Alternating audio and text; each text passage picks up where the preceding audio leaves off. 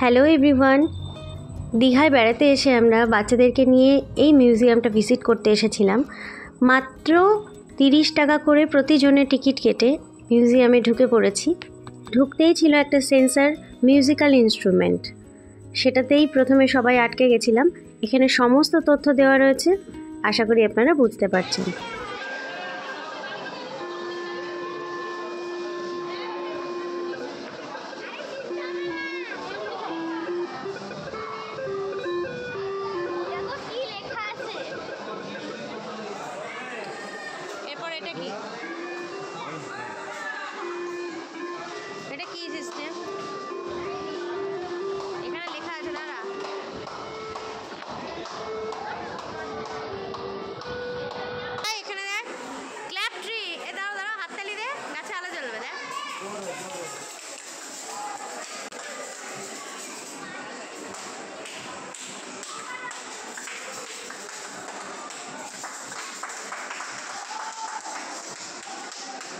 Interesting না?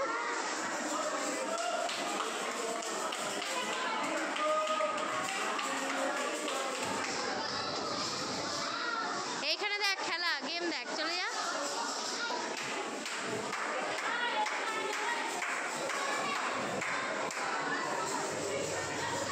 যা যা চলে যা, তোকে তুই ভিজুয়ালাইজ হবি ওখানে, দেখ তোকে দেখা যাবে। চলে যা, তোদের দেখতে পাবি। বল ঠেকাও, বল ঠেকাও। এবার স্টার্ট করো। হাত দিয়ে, হাত দিয়ে, হাত দিয়ে ঢাকা।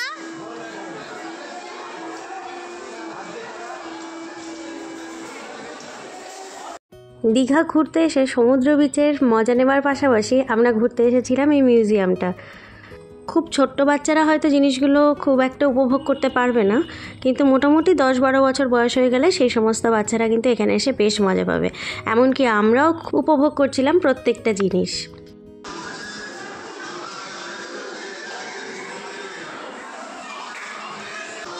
ইলাস্ট্রেশনটা দেখে যাও।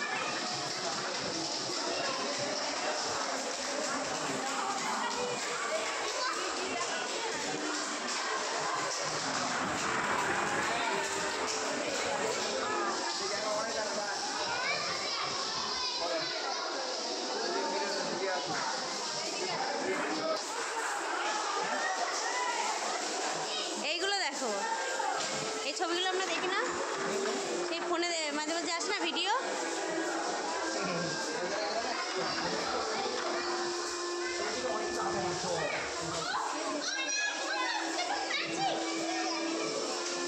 ম্যাজিক মিরর, ওই দেখো, যাচ্ছি যাচ্ছি। এখানে অনেক ছোট্ট ছোট্ট ছবি দিয়ে কোলাজ করা রয়েছে, মোনালিসার একটা ছবি।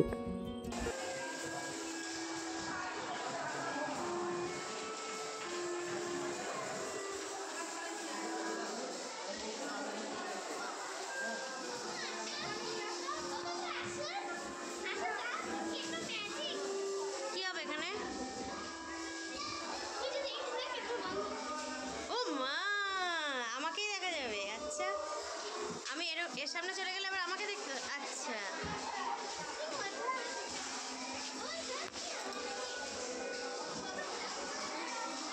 এটা দেখ, চাকতির ভেতর দিয়ে দেখতে হবে, এটার মধ্যে দিয়ে দেখি এটা।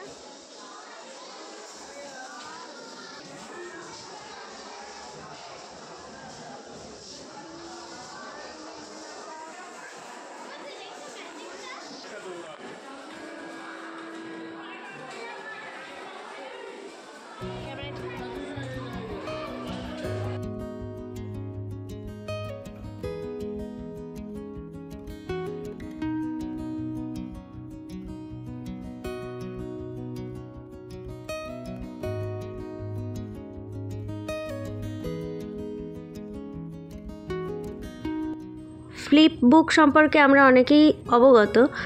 এই যে হুইলটা রয়েছে, এটাকে ঘোরালে পরে ভেতরে যে বিড়ালের ছবিটা রয়েছে সেটা রোট হচ্ছে, মনে হবে যেন বিড়ালটি দৌড়াচ্ছে। এখানে যে বিষয়টি রয়েছে পুরোপুরি মাপঝোপের ওপর আর চুম্বকীয় শক্তিকে নির্ভর করে একটা জিনিস তৈরি করা আছে। ব্যাখ্যা অনেক ডিটেলস দিতে হবে, যার কারণে আপনারা এখানে এসে দেখবেন জিনিসটা আসলে কি। ঘুরন্ত কোনো বস্তুর উপরে আলো পড়লে তার মধ্যে কি কি প্রতিক্রিয়া ঘটতে পারে সেটার উপর ডিপেন্ড করে রয়েছে আলো আর পাখার একটা ম্যাজিক। এটা কি? ও আচ্ছা, দাঁড়াও যাবো।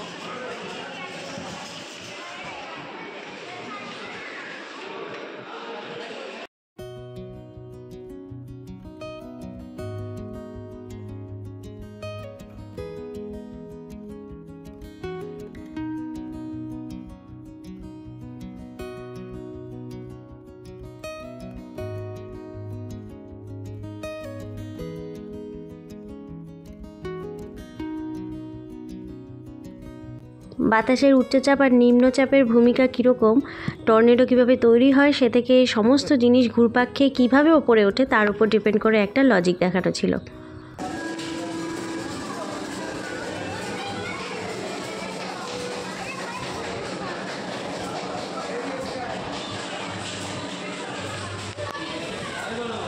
মিউজিয়ামের ভেতর যতটা সম্ভব আমি ক্যাপচার করার চেষ্টা করছি। ধীরে ধীরে ভিড় বাড়ছে আর বাচ্চাদেরকে সরিয়ে সরিয়ে ভিডিওগ্রাফি করাটা খুব একটা সম্ভব হয়ে ওঠে না। তবে দীঘাতে বেড়াতে আসলে একটা বিকেল এখানে বাচ্চাদেরকে নিয়ে সুন্দরভাবে কিন্তু কাটানোই যায়।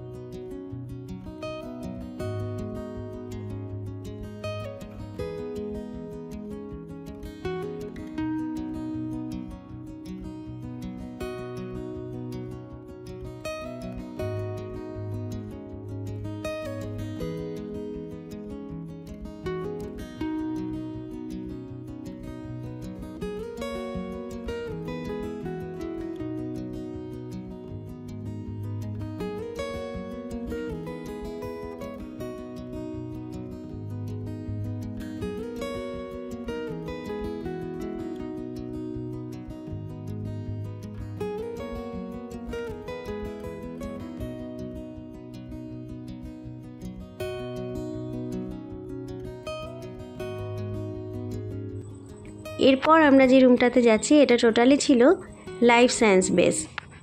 মাইক্রোস্কোপে চোখ রেখে নানা রকম সেল দেখা এবং সেগুলোকে প্র্যাকটিক্যালি বোঝার জন্য আবার সুন্দর করে এখানে তৈরি করা ছিল। বাচ্চারা যখন একটু একটু করে বিজ্ঞানের সঙ্গে পরিচিত হতে শুরু করে সেই সময় এইরকম একটা জায়গায় ঘুরিয়ে নিয়ে গেলে ওরাও যেমন বইটা পড়ার জন্য বেশ মজা পাবে, প্লাস প্র্যাকটিক্যালি অনেক কিছু দেখে সেটাকে অনেক দিন যাবৎ মনে রাখারও সুযোগ পাবে। একটু ধৈর্য রেখে যদি ভিডিওটা দেখেন, আমার এই ভিডিওর মাধ্যমেই আপনারা এই মিউজিয়ামের অনেক কিছুই ঘরে বসে দেখতে পারবেন। আমরা লেখাপড়া করার সময় এইরকমভাবে প্র্যাকটিক্যালি ল্যাবের মাধ্যমে পড়াশুনো করার খুব একটা সুযোগ পাইনি। তবে আজকাল বাচ্চারা কিন্তু স্কুলেই নানান রকম অডিও ভিজুয়াল সিস্টেমের মাধ্যমে লেখাপড়া শেখে বলে ওরা এগুলো খুব সুন্দর মেমোরাইজ করতে পারে। যে কোনো জিনিস প্র্যাকটিক্যালি শিখলে তার গুরুত্বটা অনেকাংশেই বাচ্চাদের কাছে বেড়ে যায়।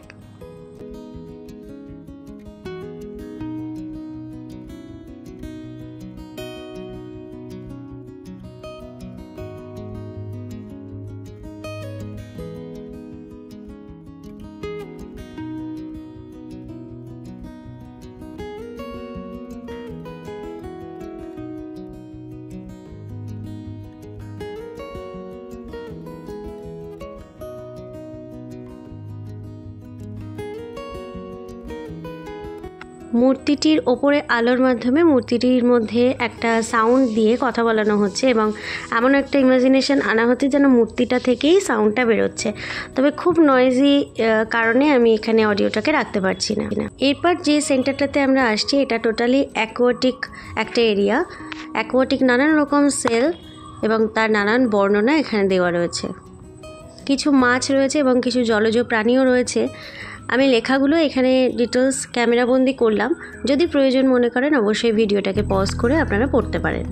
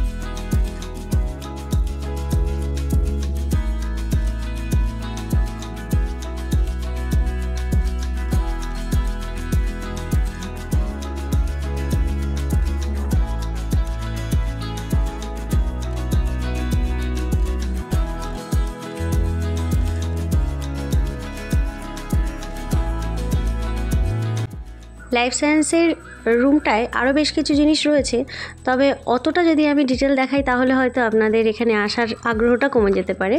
ফলে মিউজিয়ামের অনেক কিছু আকর্ষণীয় জিনিস কিন্তু দেখার জন্য বাকি থাকলো। এবারে যে ঘরটার মধ্যে আমরা আসলাম এটাকে এক কথায় বলা যেতে পারে ম্যাজিক মিরর রুম।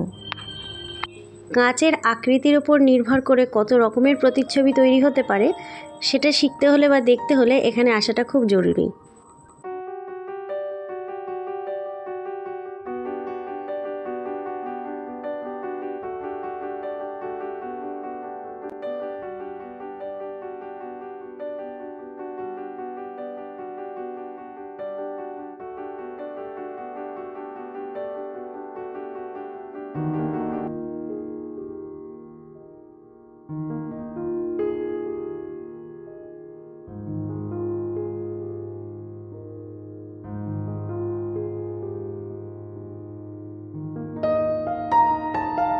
মিউজিয়ামটিতে অনেকেই আসেন শুধুমাত্র এই ভুলভুলাইয়াটার জন্য, তবে দুর্ভাগ্যবশত এটা আজকে বন্ধ রয়েছে।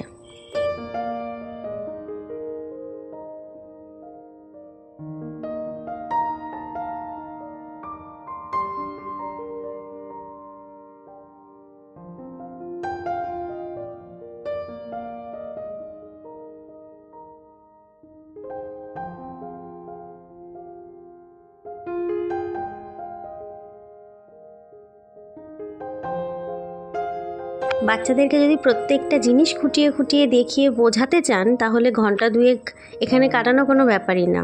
দীঘাতে বেড়াতে এসে এই বিকেলটা আমার ছেলের সঙ্গে আমার খুব সুন্দর কাটলো, তাই যতটুকু পারলাম ক্যামেরাবন্দি করলাম এবং আপনাদের সঙ্গে শেয়ার করলাম।